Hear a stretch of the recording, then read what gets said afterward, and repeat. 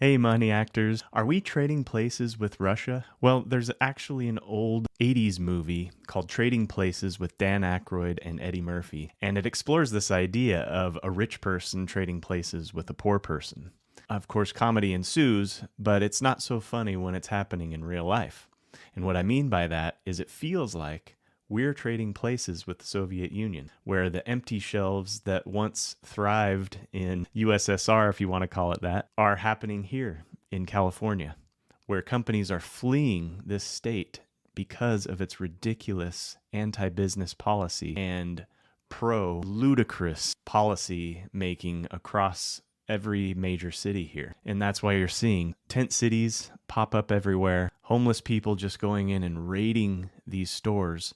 And then the neighborhoods get pissed off that Walgreens leaves or the In-N-Out leaves that has been there for 60 years in Oakland. Businesses are fleeing, and it's because they're allowed to just go in and pillage and steal up to $950 worth of items legally. It's insane. California is just a disaster. But where I'm going with this is that Tucker Carlson recently visited Russia.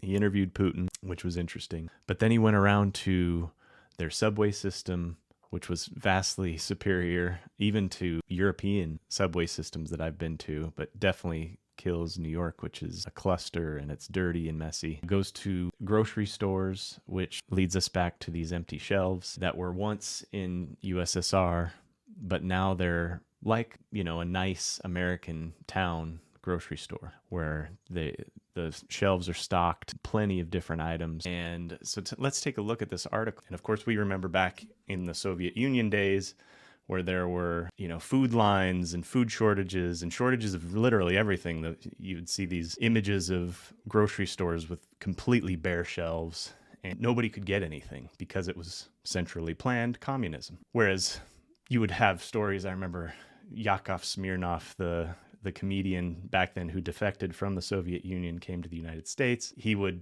talk about how he came to the United States and couldn't believe his eyes just to see the abundance of things that were available and for a good price. Well, the tables are starting to turn because in this article, you'll see that when Tucker went around, there's abundance of all sorts of different kinds of food, including United States candy bars and whatnot. So much for sanctions. But the crew kind of guessed what it would cost roughly in the United States for this shopping cart of groceries that they got. And all of them came to the conclusion that it was probably around $400. But what it ended up being is $104, or you can see right here. And so it kind of shows you, okay, something's going on because our prices are increasing, and even though they're massively sanctioned by being shut out of the SWIFT system, their costs are lower. And where this leads me to is our politicians are morons. Look at what's happening in California. This lady, just do the math, she says,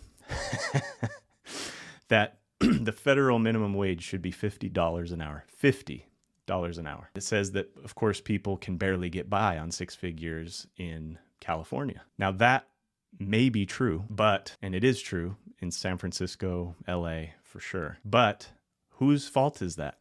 It's the government's fault, because you can't just print up a bunch of money and give, $50 an hour to everybody. First of all, businesses will be shut down. They can't afford that. So that'll kill businesses. Again, government caused. But let's say you magically are able to give everyone $50 an hour minimum. I love George Gammon's analogy with this is if you're on an island and you've got $1 million, $1 billion, and this island has coconuts and limes and that's it. Well, are you wealthy or are you going to starve? Well, you're not wealthy at all because you can't do anything with that $1 million that you have because you need to exchange it for goods and services.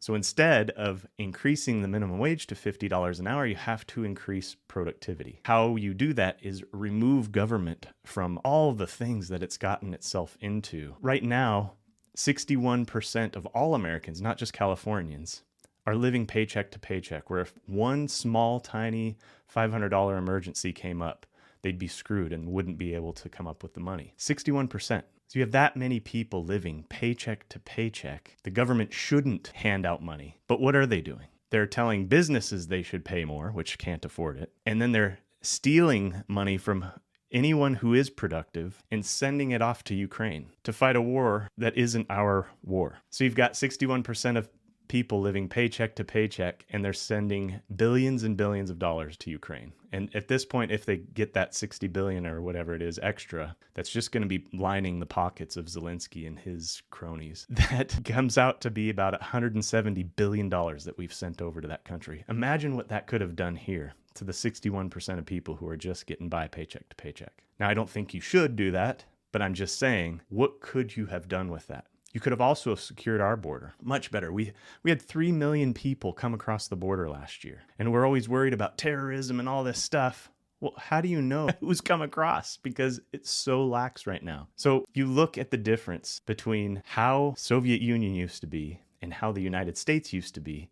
It's not a complete flip because we're not 100% communist yet, but we're really pushing the envelope. It's really fascist because it's corporations, really the military-industrial complex in bed with politicians. That's fascism. So we're almost flipped, but it's kind of like at this level now because, of course, you know, Putin's a gangster. He's a politician, former KGB. I don't trust our own CIA, let alone the Soviet Union's version of it. So please, you can't trust that guy either. But you got to look at what is happening here, where they're starting to become well off and doing well like we used to, and the tables are turning. And so when you dive in more of this lady's article, and she talks about, I used to be a business owner for 11 years. So she could have paid her employees $50 an hour when she was a business owner.